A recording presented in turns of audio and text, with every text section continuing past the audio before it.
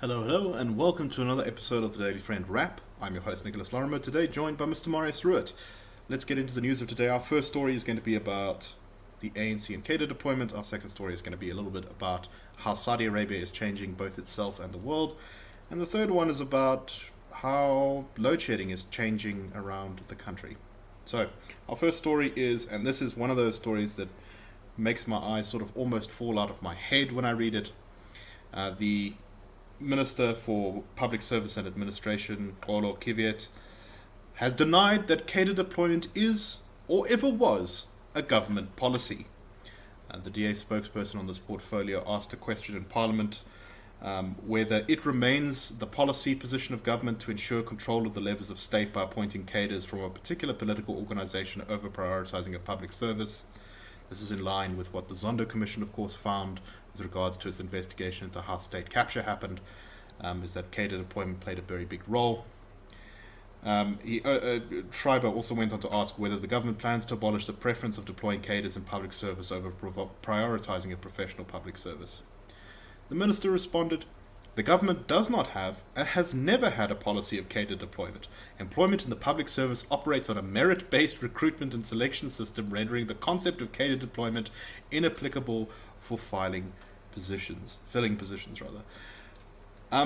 This is a little bit awkward because it flies in face of things the ANC is currently doing, like fighting court battles to show that cadre deployment is in fact legal, and also denying the public access to the minutes of the cadre deployment committee meetings. Marius, what is this? Is this some kind of campaigning thing? Do they expect people to believe this? This is obviously the biggest lie I've seen from the government in ages. It's one of those things where people will tell organizations such as our own that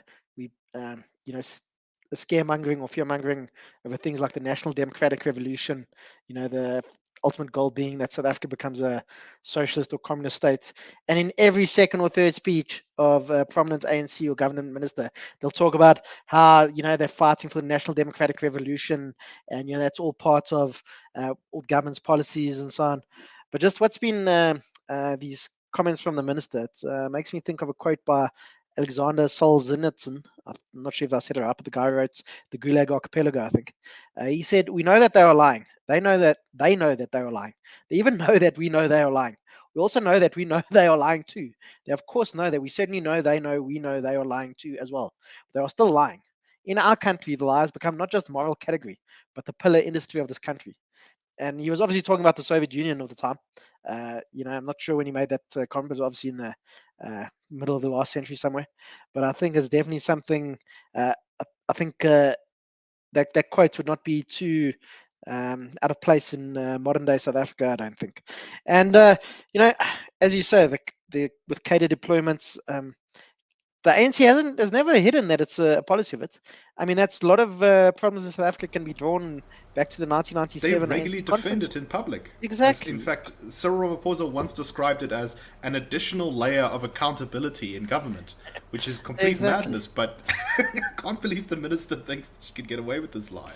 No, but I mean, I think the ANC's got so used to getting away with these kinds of lies, and there's going to be no real pushback against this. Obviously, the people make a noise in the media, but people forget about it again. And I mean, the ANC, I mean, they love lying. I mean, just off the top of my head, I can think of Cyril Ramaphosa. He was recently talking, and he said that South Africa's not as advanced as where it could be because of apartheid, which is all maybe true. But the ANC's also been in charge for 30 years. As our colleague Chris Hudson pointed out, in 1994, manufacturing made up over 20% of South Africa's GDP. Today, it's about 13 or 12%. If we're still at 20%, imagine the jobs and the value that'd be added to this country. Also, with Fikile Mbalula, he said after South Africa won the World Cup that the ANC, that part of the reason for the Springboks win was because the ANC had got rid of the quota system, which is all complete nonsense.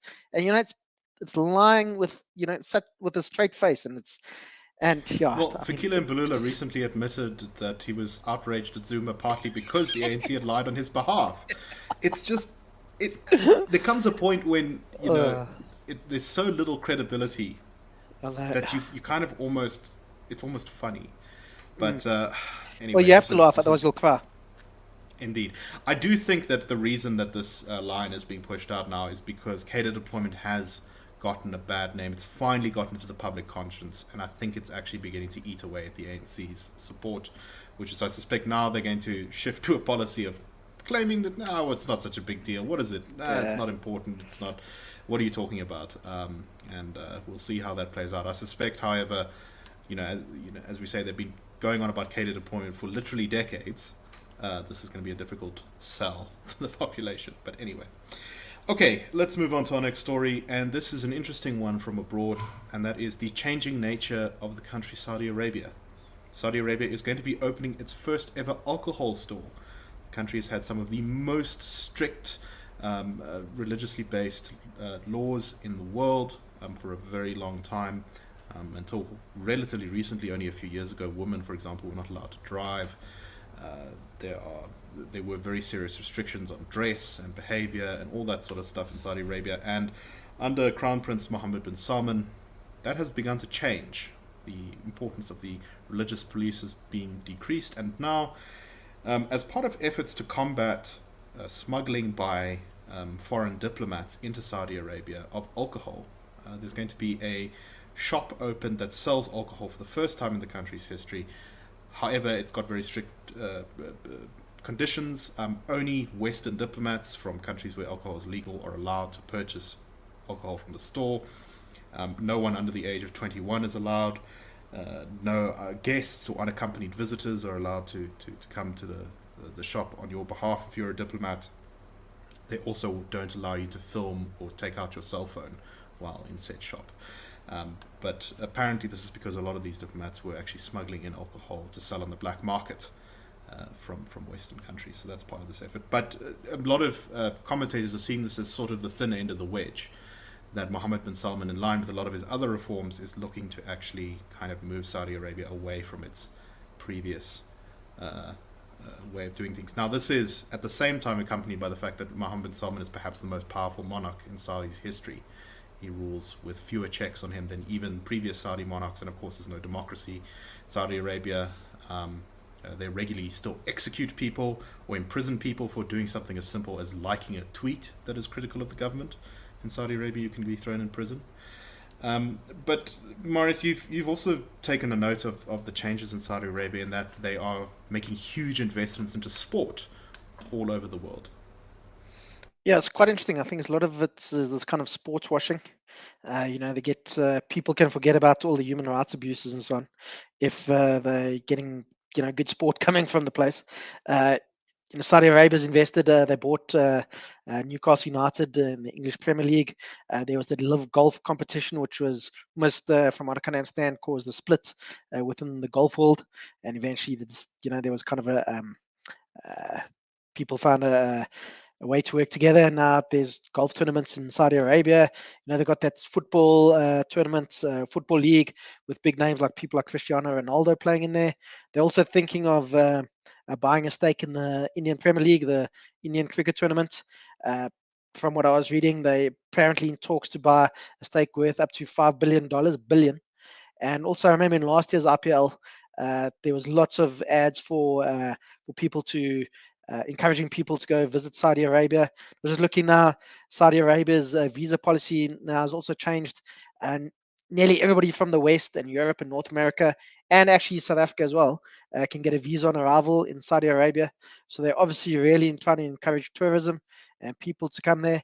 But it's all, as I said, it's all kind of a sports washing or whitewashing, because we know Saudi Arabia has still got it's not exactly a democracy. As you say, the current monarch is probably the most powerful monarch in the history of Saudi Arabia. Women still don't have equal rights, and it's still not a place, I don't think, anybody who's like us, who's liberal and likes things like democracy and free speech and whatever, you would probably be that comfortable with going to. So, but it's something that's happened around the world. People turn a blind eye to these kinds of things. We know Saudi Arabia is one of the US's biggest allies in the Middle East, and they're not exactly democracy. They're not exactly, I mean, you could probably say Iran's, you would probably know more than I would, Nick, but I'm sure Iran's more of a democracy if you get down to the nuts and bolts in Saudi Arabia. And Iran is obviously like sworn enemy of the US, and I think it's the feeling's mutual.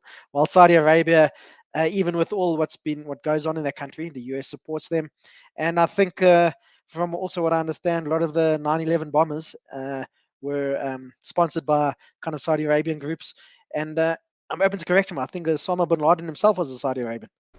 Yeah, he was a Saudi Arabian whose family was originally from Yemen, but had become Saudi citizens. Actually, 9/11 was, and this is far too long of a discussion to get into now, but 9/11 was, I think many people have suggested, the moment at which Saudi actually began to change its policy towards the religious establishment, which since 1975 had essentially been left to kind of control the country's education system and influence a lot of its laws and politics. And that the Saudi monarchy, which of course is still in control of the country today, got very freaked out by the, shall we say, volatility and influence of the fundamentalist clergy within Saudi Arabia, and actually began to sort of crack down on them at that point in order to protect their own power. So 9/11, in that sense, because of the Saudi origin of so many of them, and because of their alliance with the US, was, I think, a kind of a watershed moment in Saudi's history for how it began to sort of change the way that it worked. And all of this is, of course, because Mohammed bin Salman is very worried that Saudi Arabia will one day run out of oil, or that oil won't be as profitable anymore, something like that, and Saudi's economy will fall apart because oil is just such a big part of it. And I think beyond just improving his image with all these sporting events, there's also an attempt here by the Saudis to kind of create new industries out of just spending a lot of money on them. We'll have to see whether it works. I'm somewhat skeptical. Well, the UAE is trying the same. I mean, Yes, Dubai is obviously a big finance center. I think the UAE has been a little bit more successful doing it, to be honest, because they already had. But I think they've also started. They started doing it a couple of years before the Saudis, I think. Also Yes. played a role. But just on one other thing, I think it also shows how the world's changed with Saudi Arabia investing in the IPL. I think it also shows how India's advanced and changed. I think 15 or 20 years ago, the Saudi Arabians wouldn't have dreamed of investing in an Indian cricket league, but they have now. And also, depending how it's measured, the IPL is probably the second richest sports league in the world after the NFL in the United States. That's crazy. Big change from how things were even a few years ago. Okay, our last story, we're going to go over this one very briefly because we're almost out of time. Eskom has announced that Clarence is going to be South Africa's first quote-unquote smart town, which has going to be equipped, or is already equipped, with its own systems to self-manage its load on the national grid, which means that Clarence will simply limit the amount of electricity it uses during periods of load shedding, which, if the plan works correctly, will mean that the town will not get load shed. So presumably they will have systems to deliver less electricity to your house when the system is under strain. Eskom's rolling out sort of pilot plans about this in other places. I know in some parts of Johannesburg they're doing a similar thing. I know some people who live in those areas. They are not super happy about it. They say the system hasn't worked properly. But in theory, if this could be done properly, I think this is a way of reducing the damage that load shedding does to various businesses and homes and lives and all that sort of thing. Marius, what do you make of this? Yeah, I think if it works well and it can, maybe kind of load limiting will be better than overall load shedding. It'll be better for businesses, and if it can prevent, if load limiting leads to stage 1 rather than stage 4, maybe that's a good thing. So, it's a solution. It's not an ideal solution. Obviously, there are much other solutions, but it's one of the solutions that we're going to have to work with at the moment. And I'm quite pleased about this because I'm going to the Clarence Beer Fest at the beginning of March. And if anybody like me likes beer, I'd recommend going there. It's probably the best beer fest in the country, or the best one that I've been to. And with that, that's a wrap. See you tomorrow.